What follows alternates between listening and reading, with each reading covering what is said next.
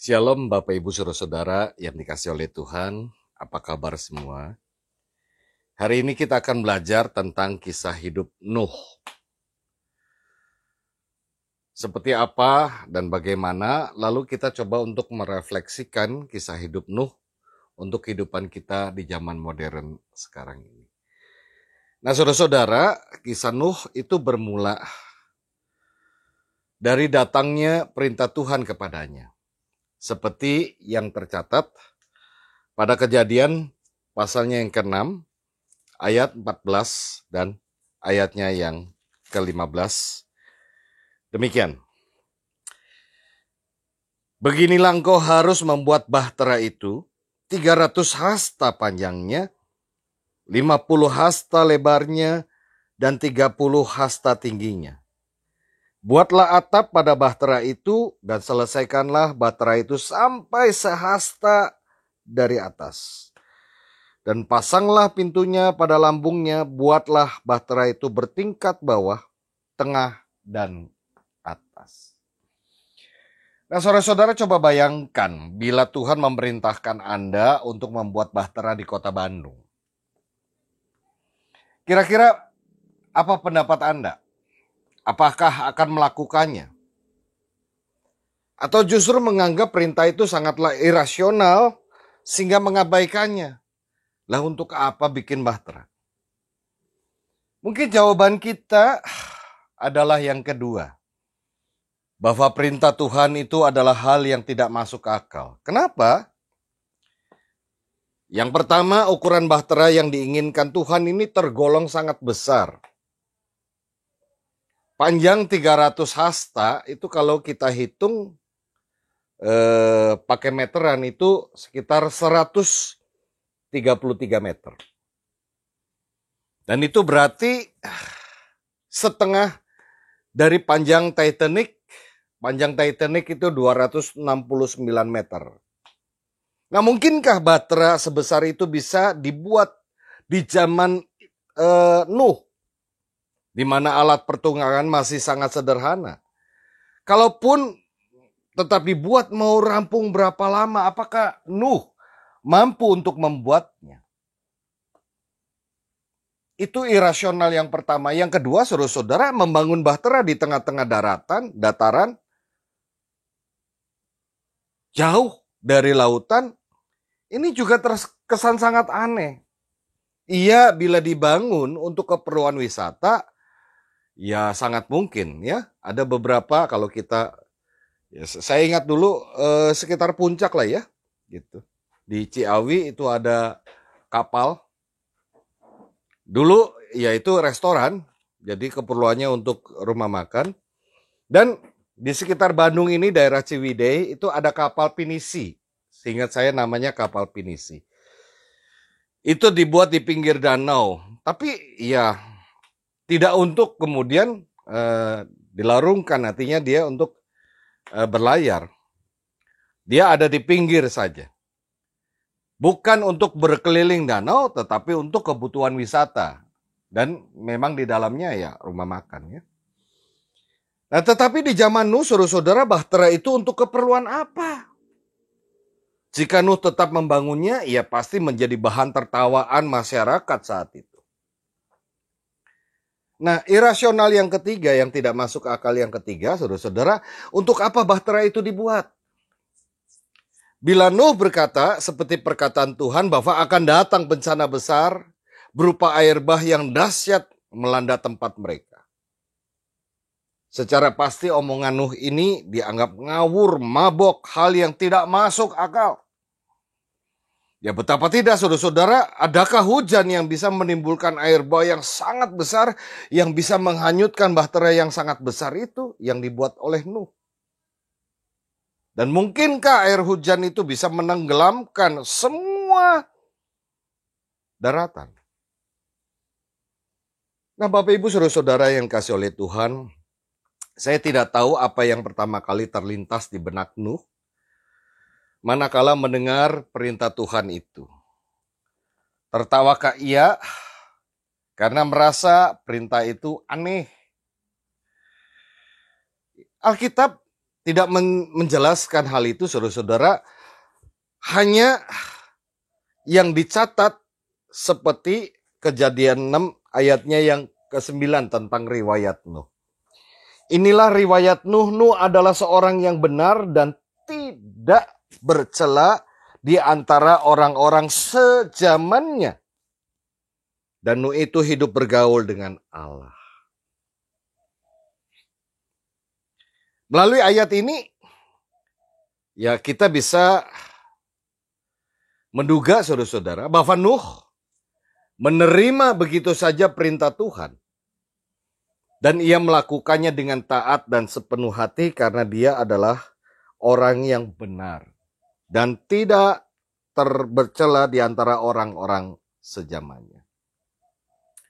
Maka setelah ia menerima perintah Tuhan itu, ia mengumpulkan bahan-bahan yang diperlukan, yang secara pasti sangatlah banyak.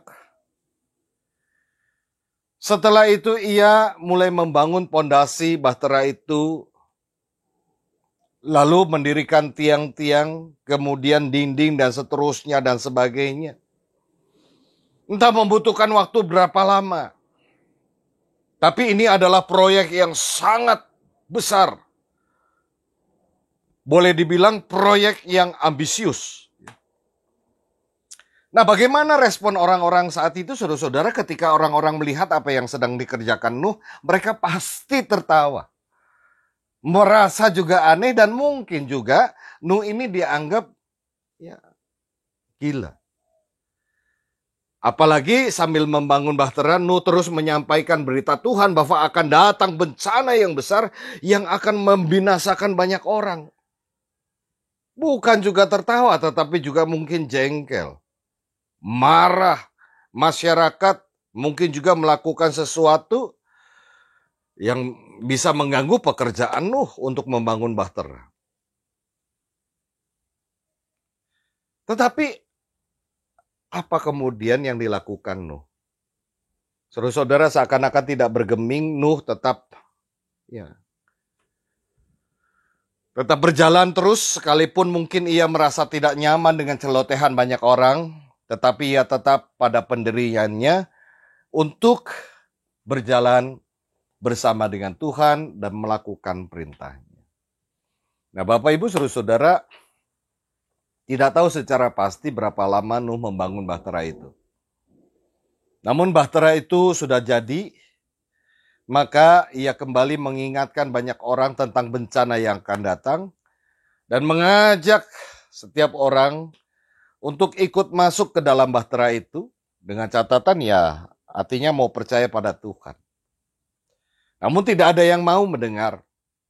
Hanya Nuh dan seluruh keluarganya dan berbagai jenis binatang yang dibawa masuk ke dalam bahtera. Disebutkan di Alkitab jenis ini, sepasang demi sepasang dan seterusnya dan sebagainya. Lalu tibalah saatnya kehendak Tuhan dinyatakan. Datanglah air bah yang begitu dahsyat. Orang-orang mulai panik dan ketakutan. Mereka berusaha untuk menyelamatkan diri, tetapi sudah tidak lagi ada kesempatan bagi mereka untuk menaiki bahtera itu karena pintu sudah tertutup. Air bah itu mulai menenggelamkan semuanya. Dan bencana yang dahsyat itu membinasakan semuanya. Nah, kini saudara-saudara, kira-kira apa yang bisa kita tarik sebagai sebuah pesan bagi kita melalui kisah Nuh ini untuk kehidupan kita di zaman sekarang? Nah, Bapak Ibu Saudara-saudara, kehidupan orang-orang di zaman Nuh adalah cerminan dari kehidupan orang-orang di masa-masa sekarang. Apa artinya di masa sekarang? Ya, Alkitab menyebutkan bahwa masa sekarang ini adalah masa penantian kedatangan Tuhan yang kedua kali. Jadi kita berada di zaman antara Tuhan Yesus datang yang pertama kali dengan ia janji akan datang yang kedua kali. Jadi kita ada di antara itu.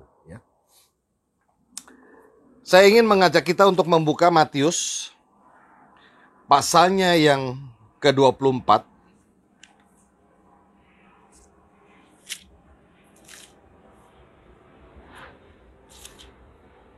Kita membuka Matius 24 ayat yang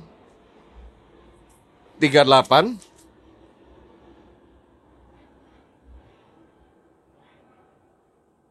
dan 39. Ya. Matius 24 ayat 38 dan 39. Saya akan mulai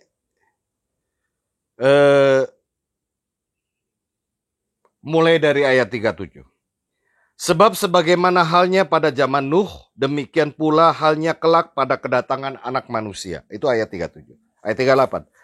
Sebab sebagaimana mereka pada zaman sebelum air bah itu, makan dan minum, kawin dan mengawinkan sampai kepada hari Nuh masuk ke dalam bahtera, dan mereka tidak tahu akan sesuatu sebelum air bah itu datang dan melenyapkan mereka semua. Demikian pula lah halnya kelak pada kedatangan Anak Manusia. Nah, pertanyaannya, mampukah kita, saudara-saudara, menunjukkan kualitas hidup sama seperti Nuh di zamannya, yang sekalipun berada sedemikian jahatnya, tidak terpengaruh dan tidak terbawa arus yang ada? Nah, Alkitab menyatakan bahwa Nuh adalah pribadi yang hidup benar dan bergaul karib dengan Tuhan. Rasanya memang tidak sulit bagi kita untuk berlaku hidup baik dan memiliki persekutuan yang dekat dengan Tuhan bila kita berada di lingkungan yang baik juga, di lingkungan yang seperti itu. Tetapi akan sangat tidak mudah untuk berlaku hidup benar bila berada di lingkungan yang tidak mendukung. Ya, kita bisa membayangkan betapa Nuh berjuang sedemikian rupa. Bukan hanya tidak mau terbawa arus kehidupan yang sudah rusak karena jahatnya manusia saat itu. Ternyata Nuh juga tetap berlaku taat kepada Tuhan, melakukan apa yang Tuhan perintahkan.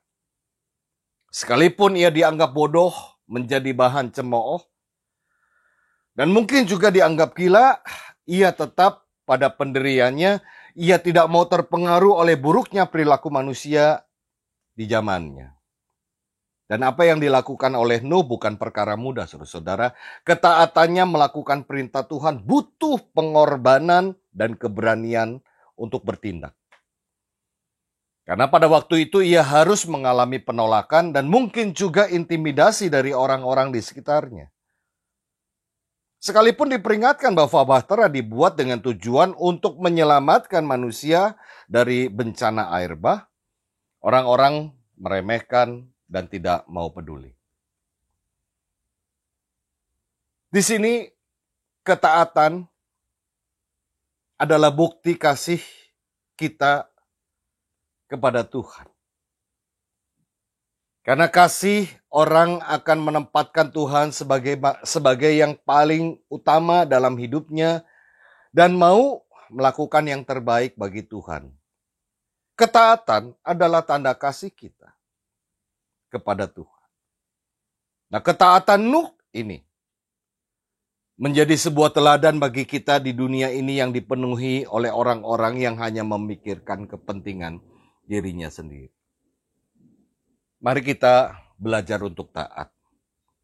Tidak mudah terbawa arus, tapi kita berpegang pada perintah Tuhan. Amin. Mari kita berdoa.